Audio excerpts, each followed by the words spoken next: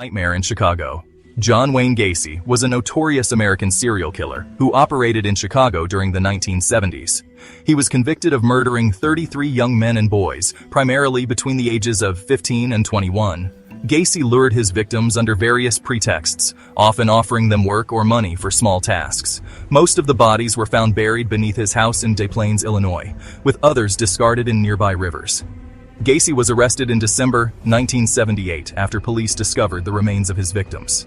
His trial in 1980 revealed a disturbing pattern of manipulation and violence, showcasing his dual life as a community figure and a remorseless killer, ultimately leading to his execution in 1994. The Killer Clown's Web of Lies. John Wayne Gacy, infamously known as the Killer Clown, was a master manipulator who wove a complex web of lies and deceit. He used his charm, charisma, and position of authority to gain the trust of his victims. Gacy was well known in his community, often seen as a friendly and helpful figure. He was active in local politics and even hosted neighborhood parties, which made it easy for him to mask his dark intentions.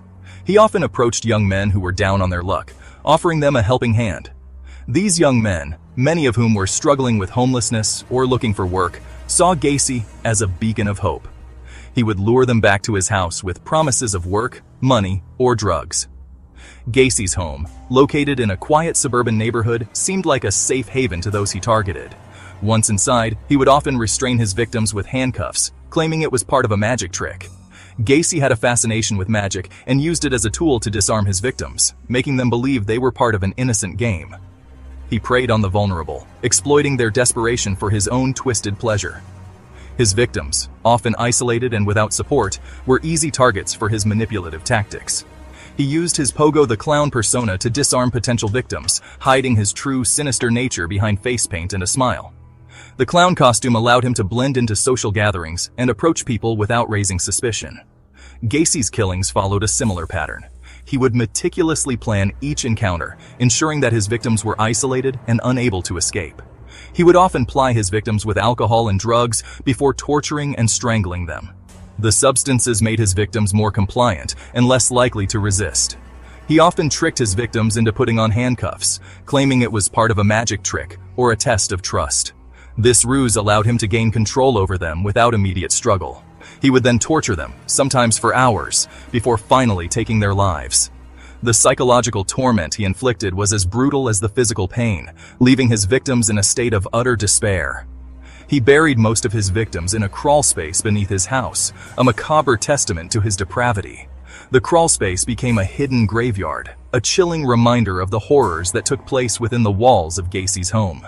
Gacy's reign of terror eventually came to an end when police uncovered the gruesome truth. The investigation revealed the extent of his crimes, shocking the nation and bringing justice to his victims. The legacy of John Wayne Gacy serves as a grim reminder of the darkness that can lurk behind a seemingly friendly facade. His victims are remembered, their lives cut short by a man who hid his evil behind a mask of normalcy. The Killer Clown's Web of Lies. Buried secrets, unthinkable horrors. The title alone sends chills down the spine, hinting at the dark and twisted tale that is about to unfold. The discovery of the bodies sent shockwaves through America. It was a time when the nation was already grappling with various social issues, and this gruesome revelation added a new layer of horror. The sheer number of victims, the ages of the boys, and the gruesome way they were killed shocked the nation. These were innocent children, full of life and dreams, whose lives were cut short in the most horrific manner. The crawlspace beneath Gacy's house became a tomb, a grim reminder of the monster who walked among them. It was a place meant for storage, but it became a graveyard for the innocent. The smell of decay permeated the air as investigators painstakingly excavated the crawlspace. Each shovelful of dirt revealed more of the horror that lay beneath, a task that took a toll on even the most seasoned officers. The sheer number of bodies piled on top of each other was overwhelming.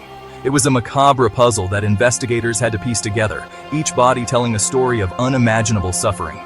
The image of the bodies, wrapped in plastic and buried in the dirt, became a haunting symbol of Gacy's crimes.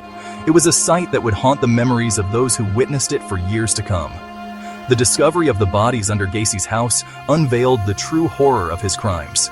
It was a revelation that shocked not just the local community, but the entire nation.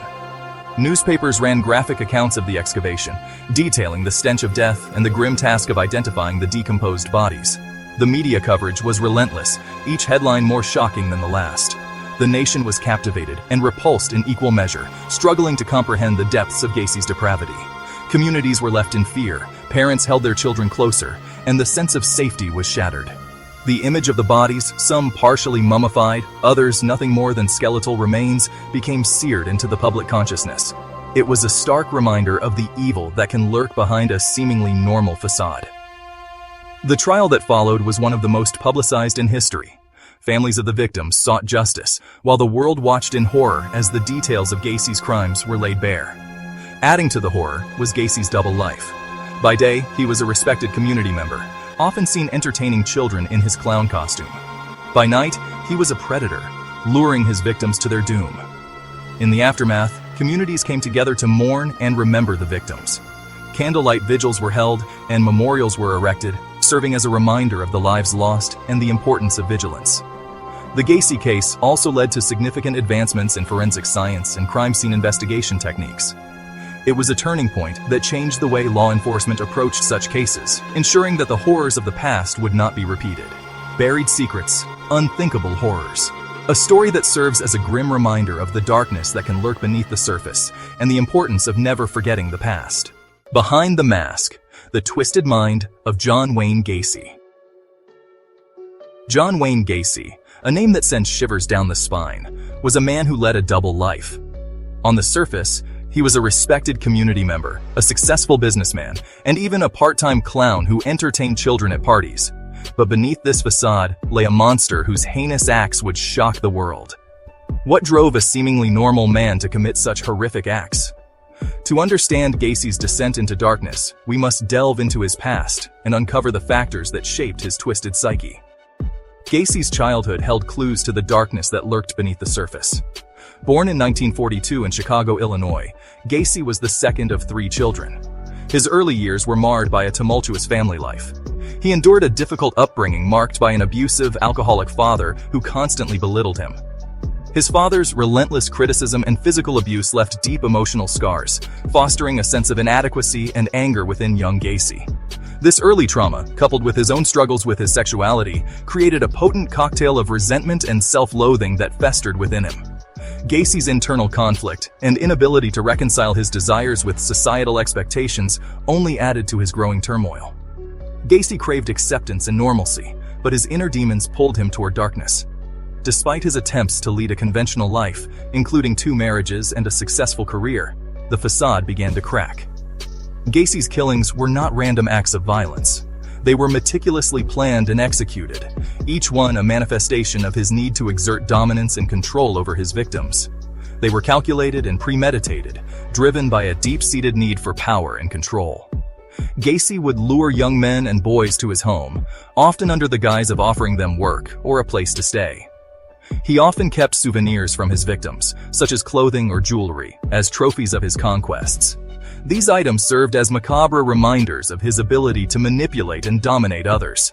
He would dress in his victims' clothing, engaging in a twisted form of role-playing that fed his dark fantasies. This bizarre behavior was a way for Gacy to relive his crimes and maintain a sense of control over his victims, even after their deaths. He documented some of his crimes, photographing his victims in compromising positions. These photographs were not just mementos. They were a testament to his perverse sense of achievement and a chilling reminder of the depths of his depravity.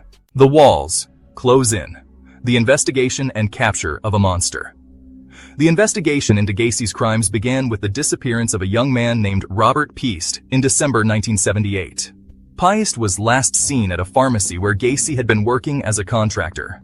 Police quickly identified Gacy as a person of interest, and a search of his home uncovered a horrifying collection of evidence.